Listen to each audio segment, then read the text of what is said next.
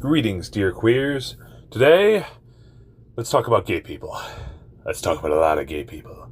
And lesbians and transgenders and bisexuals and everyone under the flags and under all the umbrellas in media. In the movies and the games and the shows and cartoons and from the 80s and the 90s and the 2000s and even today. There are not a lot of characters that fall under these umbrellas and these flags. And I wanted to talk about that. I wanted to talk about the representation that is and is not around it all. You know, we have bisexual characters, but the first bisexual character that I can name that came onto screen was from House MD, her name being 13. She may have even been a bisexual stereotype, but yeah, she's cool, so I give her a pass. But speaking of House, it has more than that. It also has gay stereotypes. And don't get me wrong, I adore House MD. It is a great medical drama. I genuinely thought I wouldn't get into it, but damn, it's amazing. But something that always rubbed me the wrong way is when they had gay characters in the show. These gay characters were high-pitched and femmy and frankly annoying. And that was their whole personality. It was, okay, so he's gay, and that's the important part. So we have to search for the gay stuff, like AIDS. Ooh. Which is why I just want to mention it all. Because it annoys me so much. And last week, when I talked about the They/Them movie, I was bombarded with these stereotypes and cliches of, God, these cutouts. That's what they are, they're cutouts. I mentioned it in that video of the butch bisexual, the girly lesbian, the super femme gay, the jock gay, and a slew of others. And I talked about how they really pissed me off, which is why I'm making this now. Because it got me thinking. Representation is necessary, right? It's necessary because you want the world, I suppose in a way, you want the world to see your group, your people. You want the world to see what, well, represents you, you know? And I want the same.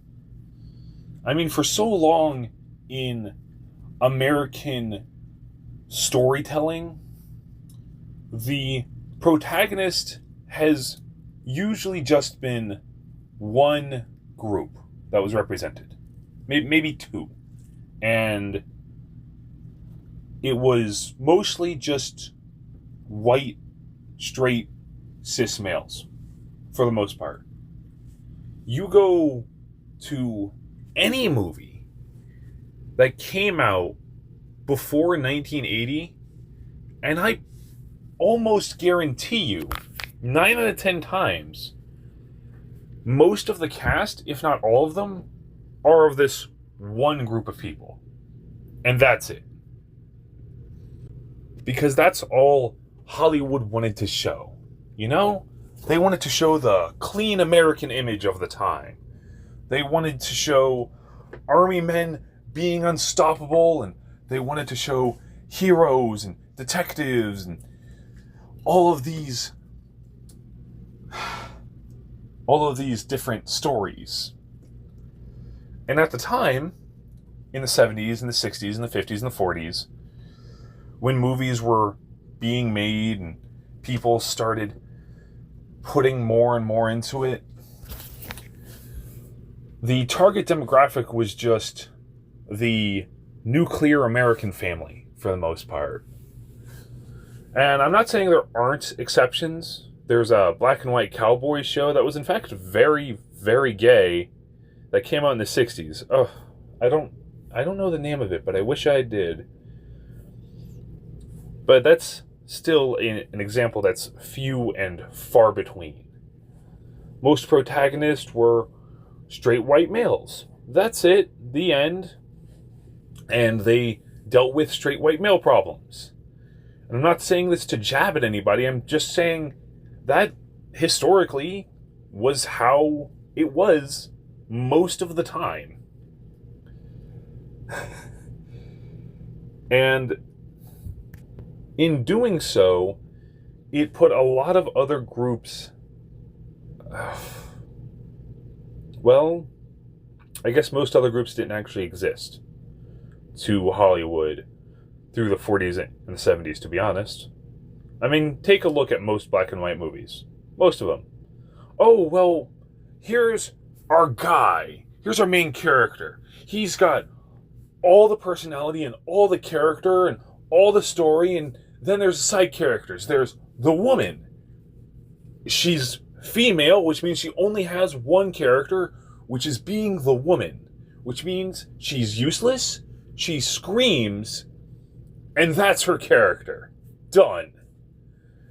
And we have, let's see, well, oh yeah, right, we have, the other people. You know, they exist. And that's really how they acted too. Oh, it's like, yes. There's the straight white cis male, and the woman, and if you're really old, the very, very, very harmfully stereotyped African Americans and Asians, which is a whole section of representation that I do not feel I can even touch on personally, because that's a bomb. That's a bomb waiting to explode. So instead, I'd rather focus on the more colorful side, the rainbow side of representation, and see what we have throughout the years. Like the gays, for instance. And that is exactly how I'll word it, mind you. This section of stereotypes in media who are the gays. Now, how do you know they're gay? Because they like pink, and they have high-pitched voices, and they have finger nail polish, and they put on makeup, and they act super girly, but they're guys, and that's it. Oh, and of course we have the lesbians, who are the exact opposite. They're super butch, masculine, have motorcycles and shit. And that's just gonna encapsulate everybody. That's how it works. You know, you take, I mean, look at any fucking sitcom that even came out in the 80s that decided to have a character like that. They usually lasted for an episode, and it was like, oh my god, the whole joke is that he's gay. That's it. Man, here I'm pretending like we've changed so much, and here's Scary Movie 6 making trans jokes, and it's like, that's not funny, it's just painful. Of course, I've never liked Scary Movie anyway. I always thought it was incredibly cringy. I always thought it was incredibly forced. So, them doing trans jokes, badly, was cringy and forced like the rest of the series. But I'm not here to critique Scary Movie. No. I want to talk about goddamn stereotypes that piss me off. Last week, when I was talking about they/them, the slasher movie that wanted to parade around the fact that they were super inclusive and they had so many different types of groups in their movie. That was their selling point. This is the slasher movie, but it has gays and trans, non-binary, and we have all this. We're not like any other slasher movie. And it's like, yes, you are, and you're garbage. And you want to know why? Because everyone's a stereotype. And that's what I hate about it. I've mentioned this in the previous video. The feminine gay with the high-pitched voice and he loves musicals. And the girly blonde lesbian. And the butch bisexual, or the butch lesbian even, is of course another classic stereotype. Or the trans person, but it's like so obvious that they're trans that it reaches a point where it's like, okay, you see this big, buff, muscular guy with a giant beard wearing a dress? Yeah, that's trans. It's like, wow. Really? Wow. I'm not here saying that isn't trans. I'm not here saying that this type of person doesn't exist. I'm not saying it's not trans enough or having that type of ideology. But I'm saying in media, that's how they view it. It really is. In Cagaster of an Insect Cage, an anime on Netflix, which isn't that old, mind you. That came out in what? Shit. The 20-teens era? And they had this character who was a female shop owner. But the female shop owner is this big, buff person with rippling muscles and facial hair, and it's huge, and the show wants to be like, oh yeah, that's our trans character. Why? And I'm not saying why do you have a trans character in the show. I'm saying why is the trans character like that? Oh, because we want to make it painfully obvious. We need to make it painfully obvious that this is the trans character. Because we don't see a character first, we see the trans first. That's the important part to us, the showmakers. We can't have a deep layered character. No, you need to know, frame fucking one, this is our trans character. Or even in The Walking Dead World Beyond. The first 3 things you learn about the security guard in that show is he's a security guard, he's gay, and he looks after these 2 girls. Why did they feel the need to be like, yes, he has to say he's gay, because nobody can figure it out later down the line? Which was really, really annoying when in the original Walking Dead series, both Rosita and Aaron are gay, and that is not the first thing you learn about them. You will learn their character and their story and how they interact off of others. Rosita talks to Eugene and Abraham, and all 3 of them get introduced together, and you get to get used to their dynamic, as well as their story, as well as how they would react off of certain situations. And when Aaron first comes along, in the beginning of the Alexandria arc, you learn that he's a polite, nice guy that genuinely wants to help people out, so he goes out into the wasteland. Yeah, no, I'm going to call it a wasteland. And tries to recruit people. And that's what you learn about him. And then later down the line, when you see Aaron's husband, which I forget Aaron's husband's name. He wasn't in the show for long. I forget the husband's name. It's not this giant catalyst of, oh my god, he's gay. It's like, no, it's just, oh yeah, I'm Aaron, and this is my husband, and that's it. Now we can keep going. That's all. Hell, in Fear the Walking Dead, they have a character called Valentine. And you want to know his deal? He's an asshole. Yeah. He's an asshole that by complete coincidence runs across the main characters of the show in the first season. And throughout a chunk of the first season and a lot of the second season, they're on a boat with Valentine. And by the time they get to the third season, you find out he's gay. And it's fine. You know? It's like, oh yeah, this is Valentine. Here's everything you need to know. And also he's gay. He never said he was gay. He's not flamboyant and over the top and super girly and high-pitched voice and nail polish and all that. Nope. He just so happens to be gay. And that's it. It doesn't define his whole character. It doesn't make up his identity. He's this asshole. He's sly. He's cunning.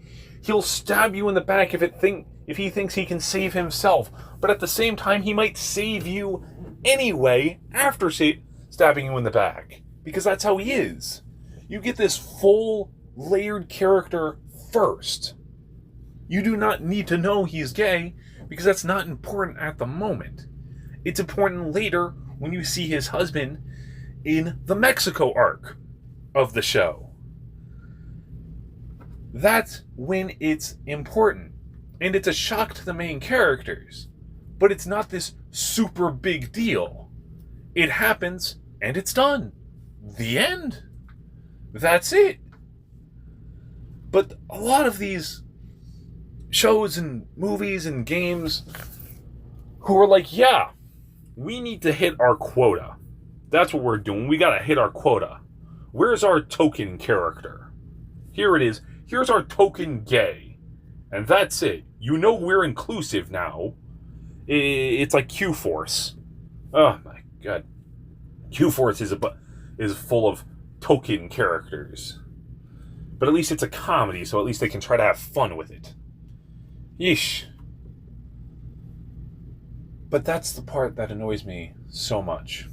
Why are you so concerned about hitting a quota instead of being good first? Why are you so concerned about, well, we gotta poop, poop, poop, poop. Now we got our quota. We've hit everything we need to. Now we're inclusive. Really? That's like saying Target's inclusive. You know? They have a small kiosk with a few shirts. They're inclusive. Chick-fil-A is inclusive. You know why? They have a teeny tiny rainbow flag that's half burned. But, it's there. That should be enough, right? It's like, no. It's not. Because that's not inclusivity. It's not even branding. It's... God, I don't even know what the word is. I guess it's faking, It's just faking. That's all it is. It's like, oh, we're inclusive. We have this. But are you actually inclusive? Are you actually having these characters in these ways for an important reason? Or are you just doing it to check off that list? Because that's what's popular now, That's what we gotta do.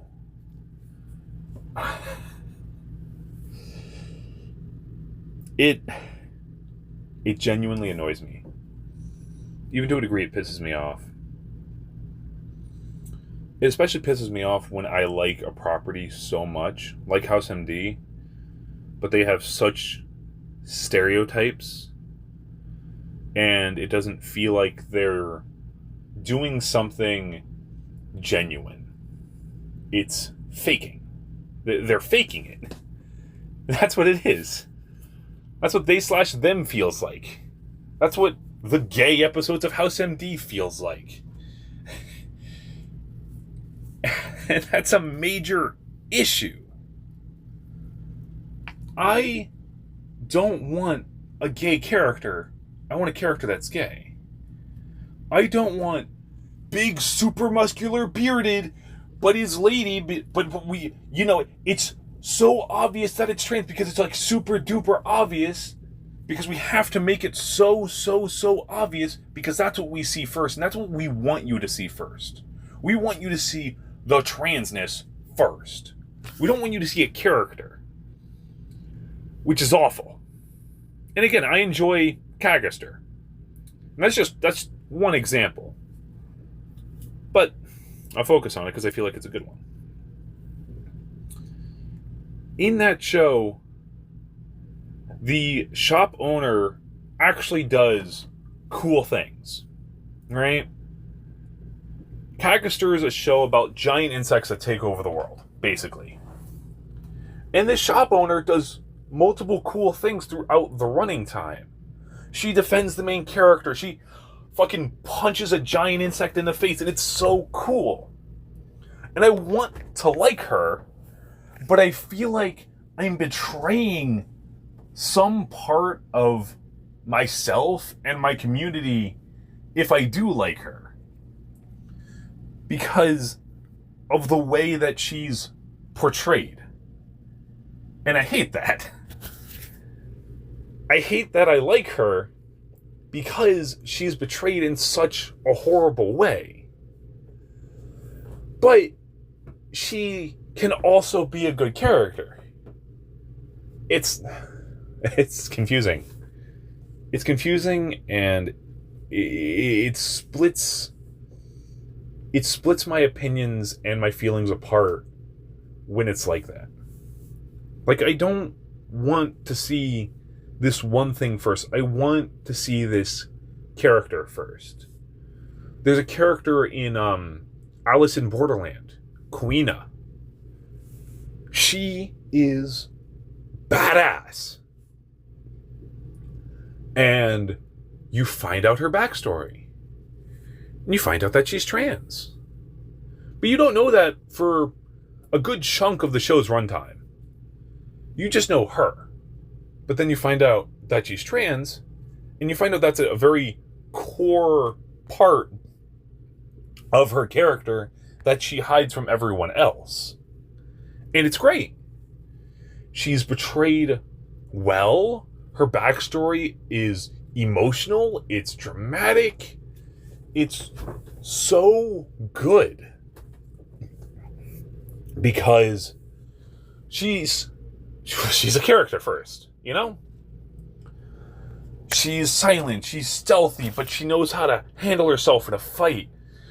And she's also sneaky, and you always get this feeling that she's hiding something, but you don't know what. But when you find out that she's had this abusive past with her father, because she's trans, well, she chooses to hide it from everyone.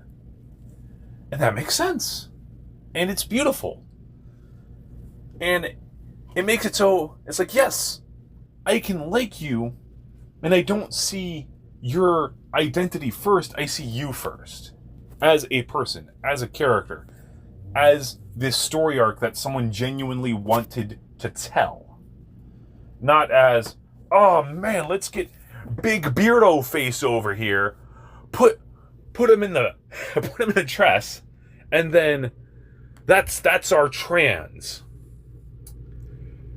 Like, yeah, no, that doesn't work. That doesn't work. Because that's what they see. That's what these show creators see.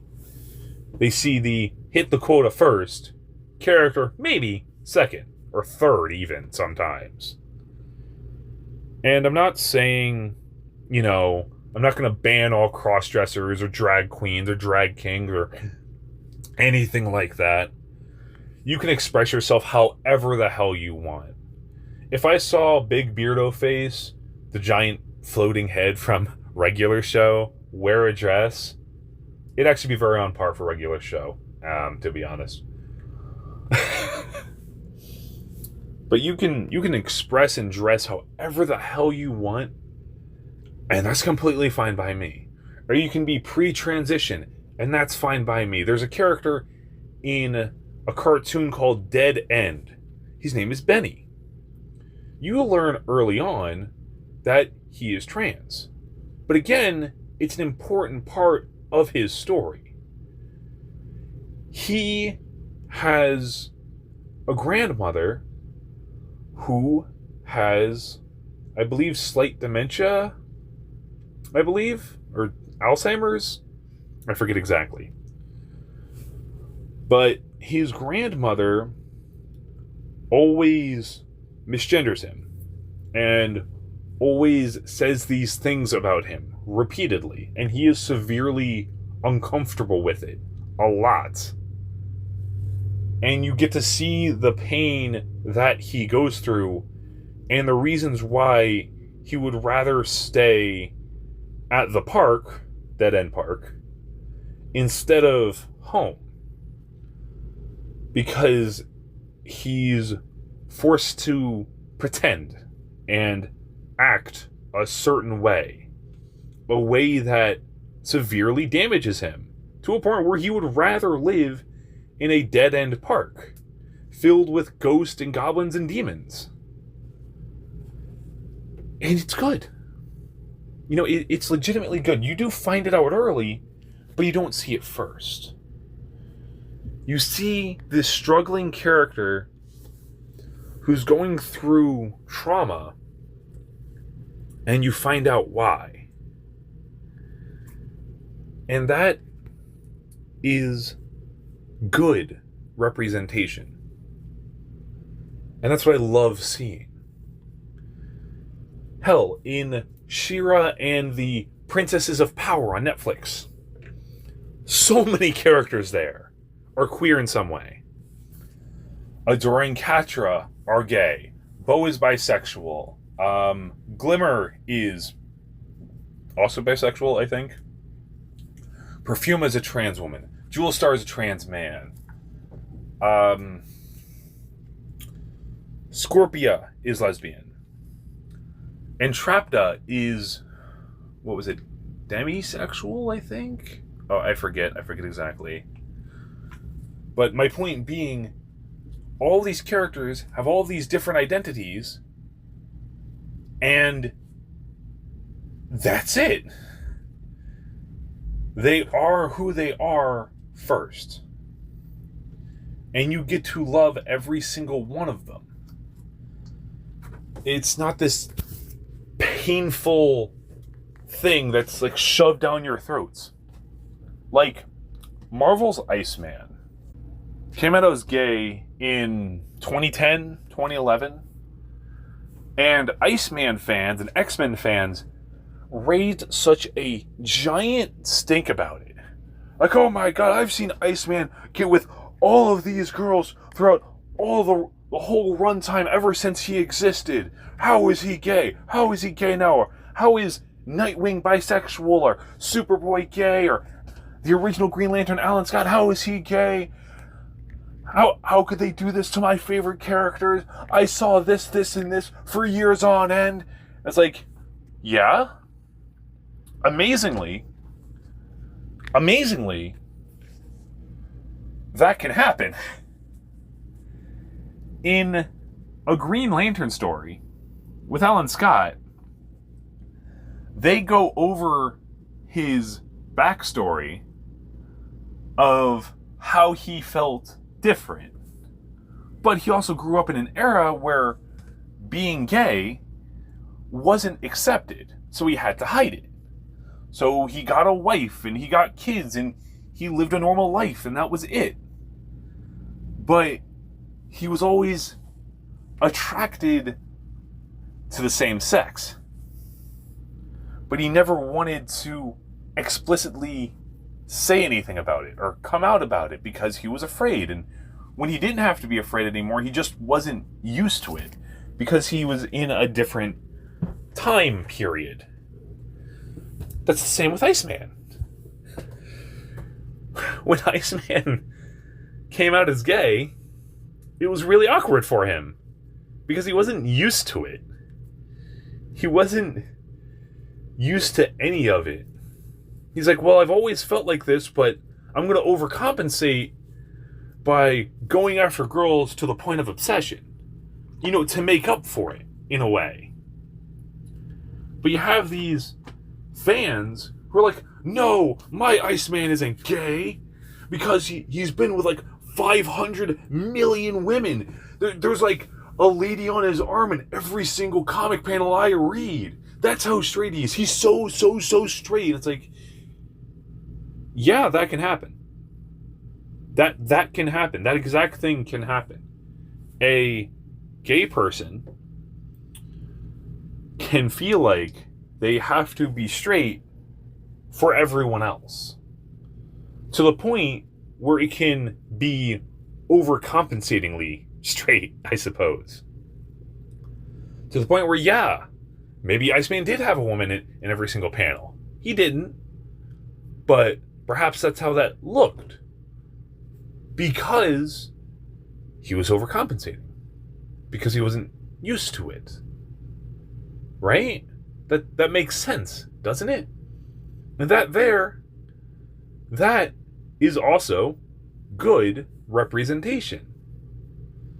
It's the type that says, yeah, he appeared to be straight.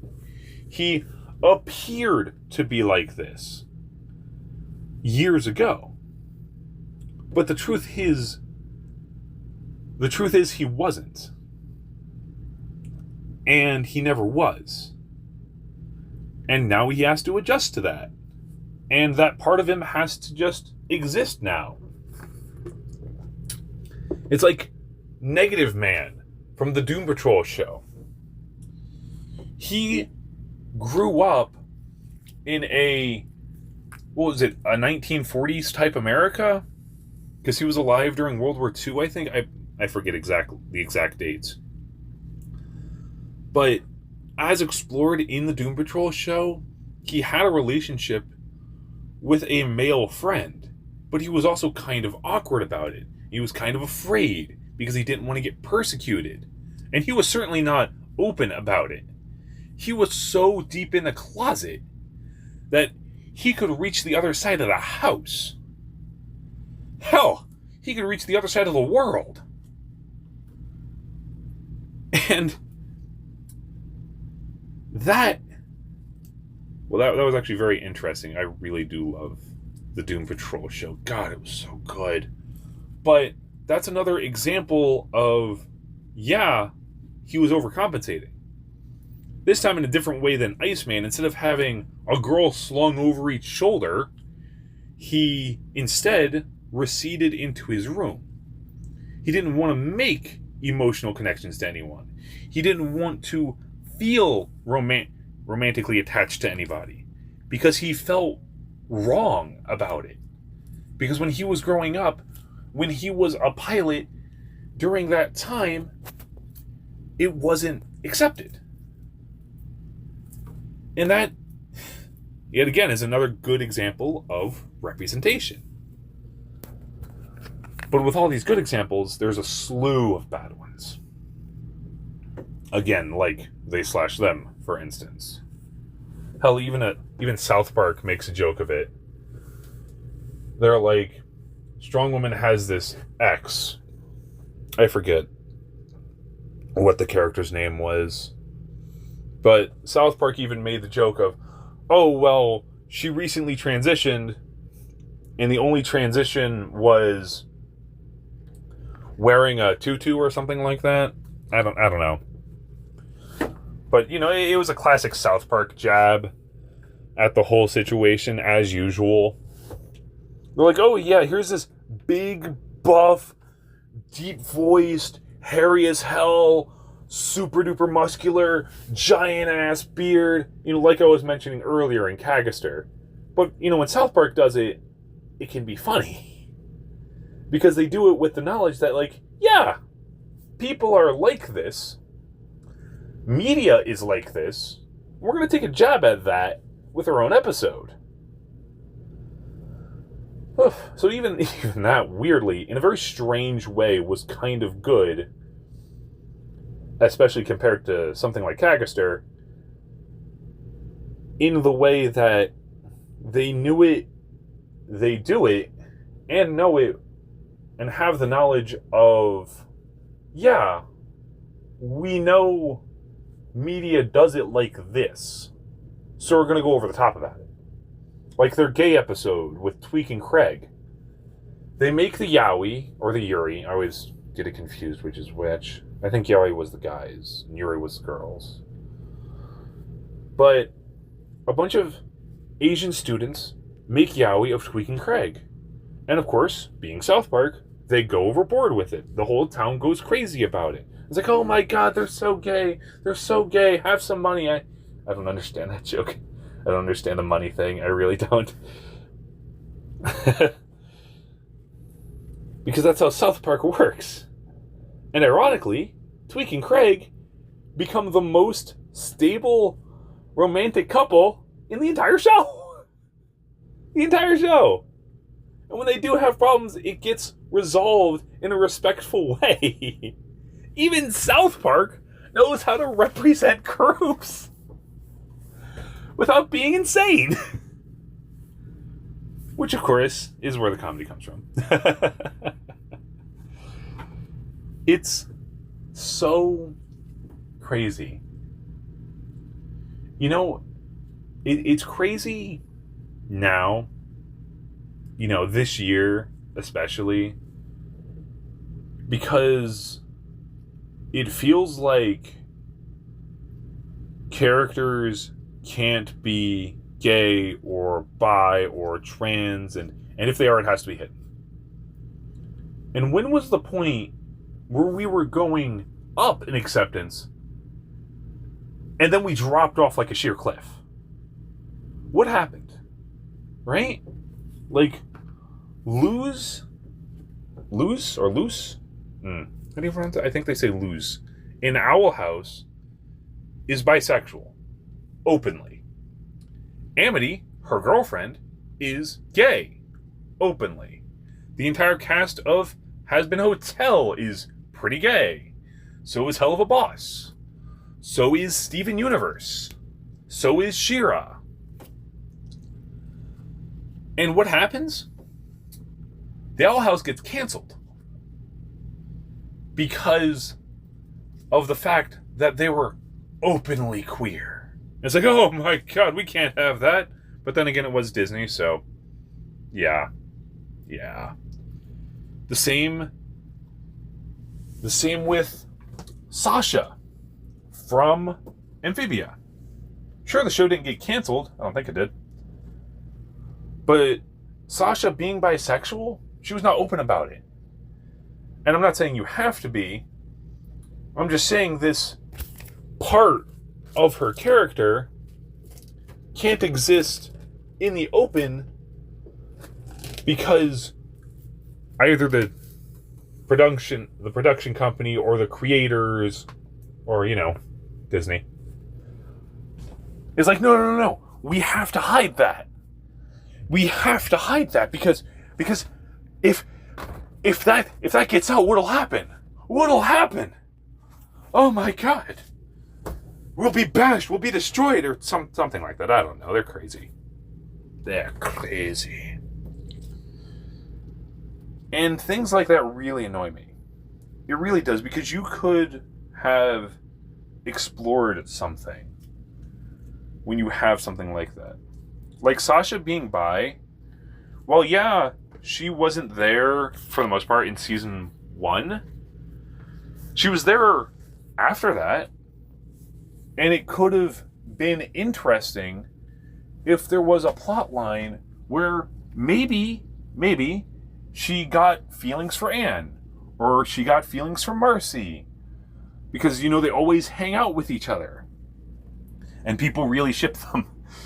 All three of them together. And it would have been an interesting storyline of her trying to grapple with, well, I feel this for one, or maybe even both, of my friends, but I don't know how to go about it. I don't know how to show it or express it. I don't know what to do. I don't know if it'll work or not. It really could have expanded her character and her story if this part of her was allowed to be explored.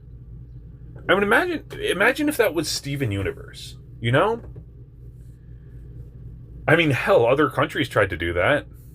They're like, oh yeah, Ruby and Sapphire here? Well, Ruby's actually the guy. Yeah, that's it. Ruby's the guy.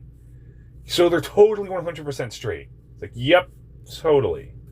And how well did that work? How well did that work?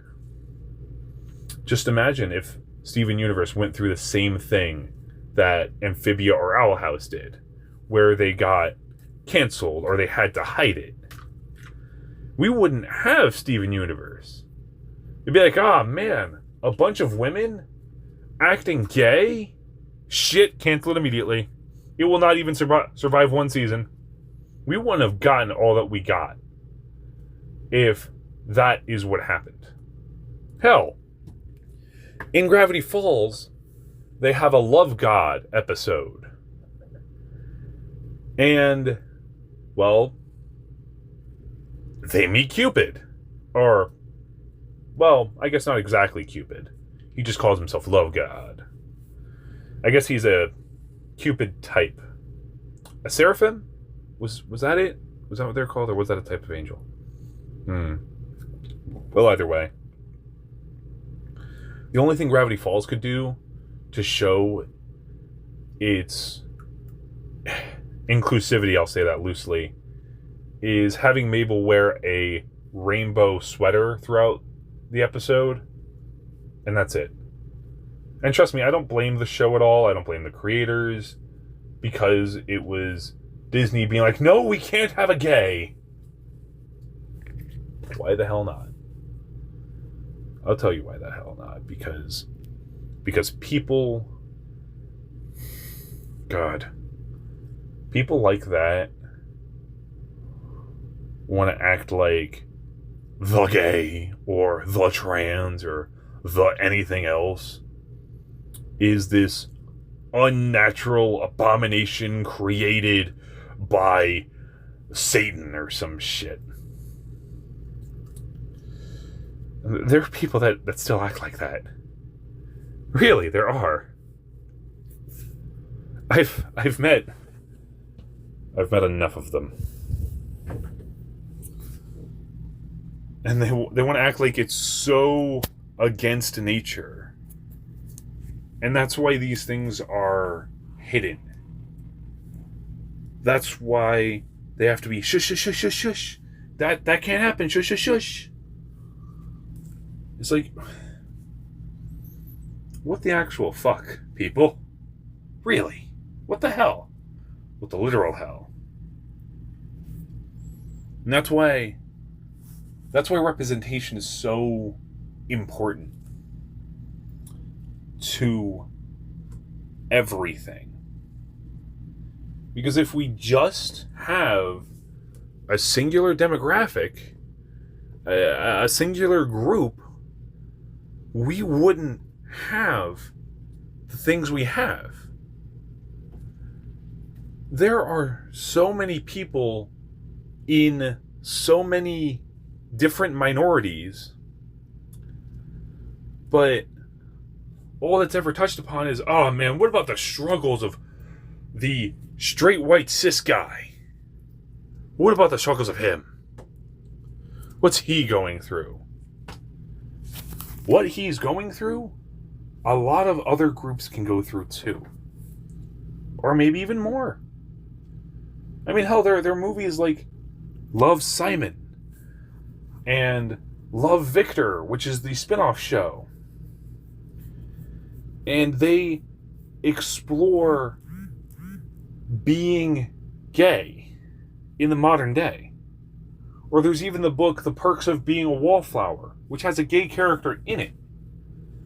And it's explored. The ups and the downs. Well, mostly the downs, actually. A lot of downs. Because the best friend, the best gay friend as he's introduced in the Perks of Being a Wallflower, has a boyfriend, and you find out that the boyfriend is actually a jock who actually hates the fact that he's gay. But feels so torn about it. And in a way you can actually identify with the jock, even though he does really dickish things later. Where the jock's friends, in both the book and the movie of the Perks of Being a Wallflower, they're like, "Oh man, are you gay or something?" And the jock's like, "No, I'm not." And literally hits... Whatever, faggot. I believe his name was Pete? The gay best friend of the main character. Hard. Because he's so afraid of being outed and so desperate to feel included. And you can understand that. And even though the jock is an asshole, that is still good representation. It's just exploring the other side of it. It's a type of representation on both their sides that should be allowed to be explored more and not shunned and shamed just for existing. This is why representation is important. It shows the majority of people that the minorities, that the African Americans and the Asians, and what I choose to focus on, because I'm actually in the group, the queers, the LGBTQ plus as a whole, of course. Because we're not something weird and wacky and from a freak show and we're oh so different. Like, no, that's not how this works. And we're also not, creations of the devil or something like that. Whatever Christians want to use to justify their homophobia. That's not how it works. We are who we are, and that should be okay. But clearly, with films like They/Them existing, clearly we need to work harder. Or somebody does. Because people are still like this. The president is like this. Our livelihoods are being threatened and harmed and destroyed because of crazy psychopaths. Because of people that want to see us dead for just being alive. This is why representation is important. This is why we have Pride Month. This is why we have awareness weeks. This is why we have days. This is why there's a gender day and a sexual awareness week. And this is why they exist. This is why they need to exist. And they should keep existing. Because if we don't have these things, what else do we have?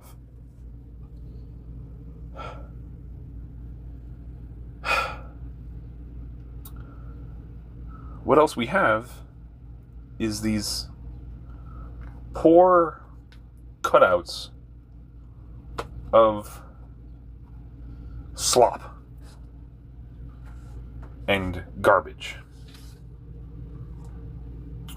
What we have is stereotypes. Harmful stereotypes that should not be copied, that should not continue. Because all it does is just hurt people. That's all it does.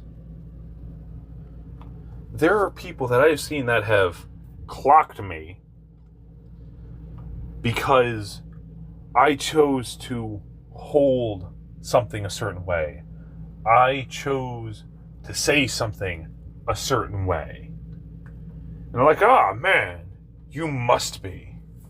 You never talk about women, so you're clearly gay. It's like, what? What the hell? Why? Why? That's it, huh? Oh, I'm gay because I never talk about women. It's clearly how that works. Why? Why is that how you're... Why is that how your brain is wired? Jesus fucking Christ. Of all the things. It goes beyond that, too, naturally. I say something like, bye, and they're like, oh, must be gay. Why? Why? Oh, well, because you said it like that. You said it like that one time. Clearly that means you're gay, obviously. It's like, you know what you're doing? You're just relying on stereotypes. That's it. You're relying on nothing but harmful stereotypes.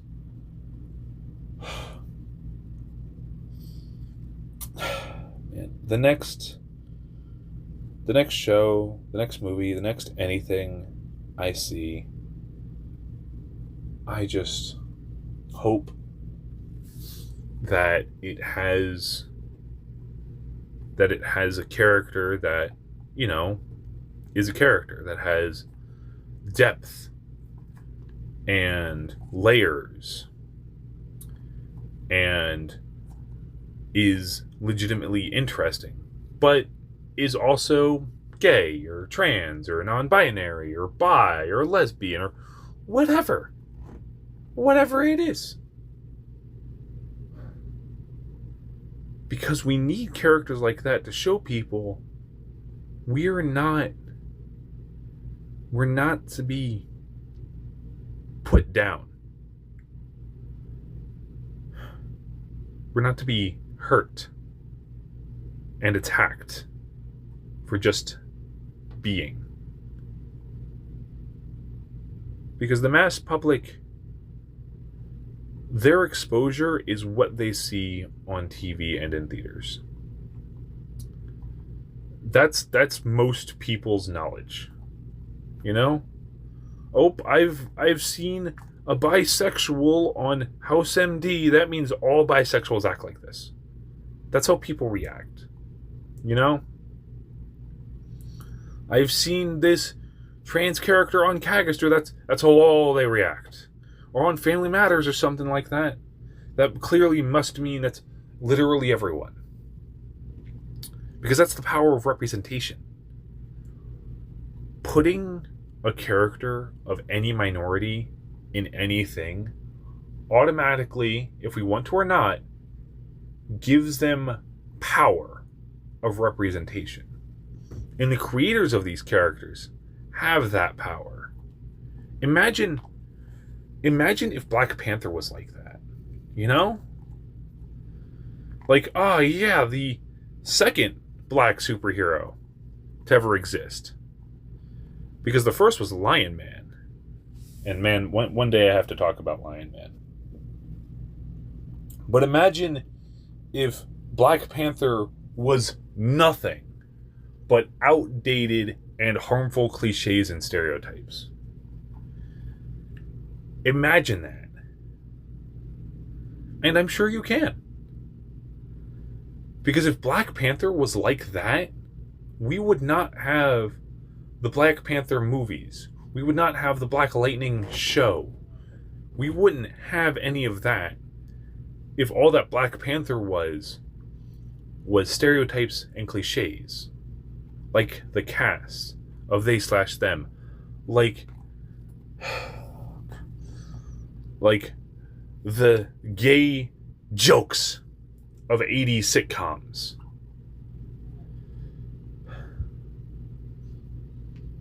If that's all we ever had, we wouldn't have good representation like we do now.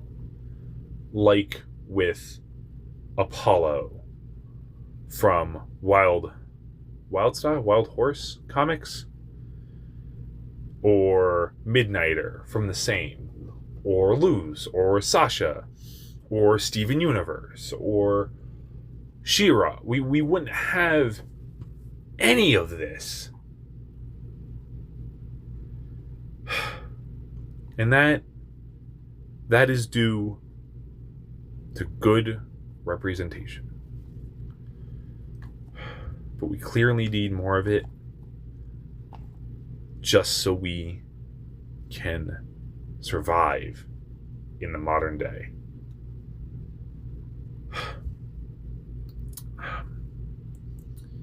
But that